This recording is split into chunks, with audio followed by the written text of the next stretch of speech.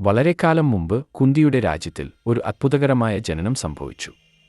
ദുർവാസ മുനി അനുഗ്രഹിച്ച കുന്തി രാജകുമാരി സൂര്യദേവനായ സൂര്യനെ വിളിച്ച് കർണൻ എന്ന പുത്രനെ സമ്മാനിച്ചു.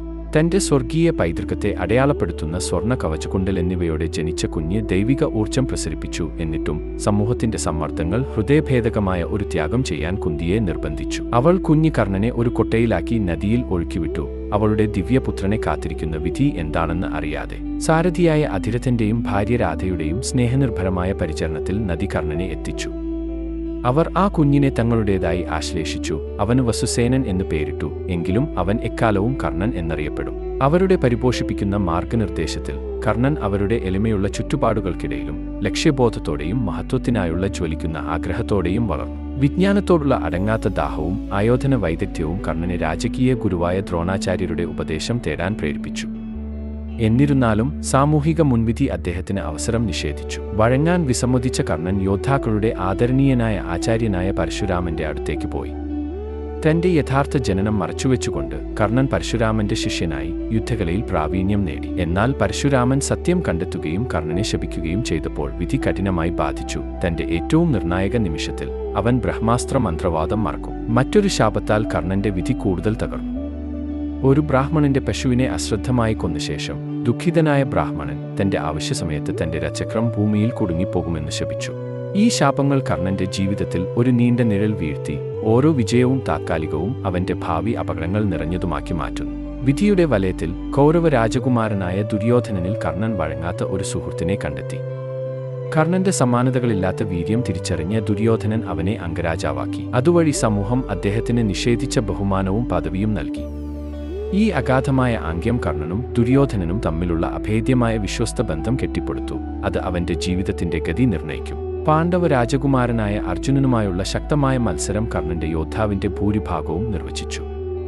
അവരുടെ തർക്കം അതിഹാസികമായിരുന്നു. ഏറ്റവും വലിയ വില്ലാളിയായി വാഴ്ത്തപ്പെടാനുള്ള അവരുടെ അന്വേഷണത്താൽ നയിക്കപ്പെട്ടു.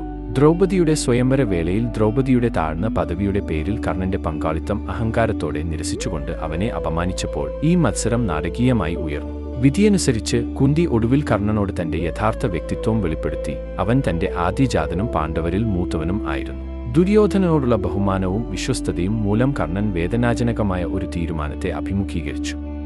സ്വന്തം സഹോദരന്മാരോട് യുദ്ധം ചെയ്തിട്ടും തന്റെ സുഹൃത്തിനോട് വിശ്വസ്തത പുലർത്താൻ തീരുമാനിച്ച കർണന്റെ തീരുമാനം അവന്റെ അചഞ്ചലമായ കടമയും ബഹുമാനവും വ്യക്തമാക്കി. ഇതിഹാസമായ കുരുക്ഷേത്ര യുദ്ധത്തിൽ കർണന്റെ വീര്യം സമാനതകളില്ലാത്തതായിരുന്നു.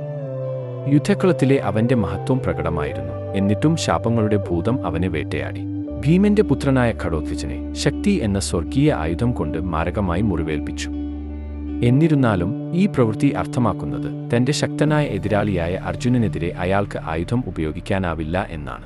യുദ്ധത്തിന്റെ അവസാന ദിവസം കർണനും അർജുനനും തമ്മിലുള്ള നിർഭാഗ്യകരമായ ഏറ്റുമുട്ടൽ സംഭവിച്ചു. ബ്രാഹ്മണന്റെ ശാപത്താൽ കർണന്റെ രചക്രം ഭൂമിയിൽ കുടുങ്ങി. അതിനെ മോചിപ്പിക്കാൻ അദ്ദേഹം പാടുപെടുമ്പോൾ യുദ്ധത്തിന്റെ ബഹുമാനത്താൽ ബന്ധിക്കപ്പെട്ടു. കർണൻ സ്വയം ദുർബലനായി.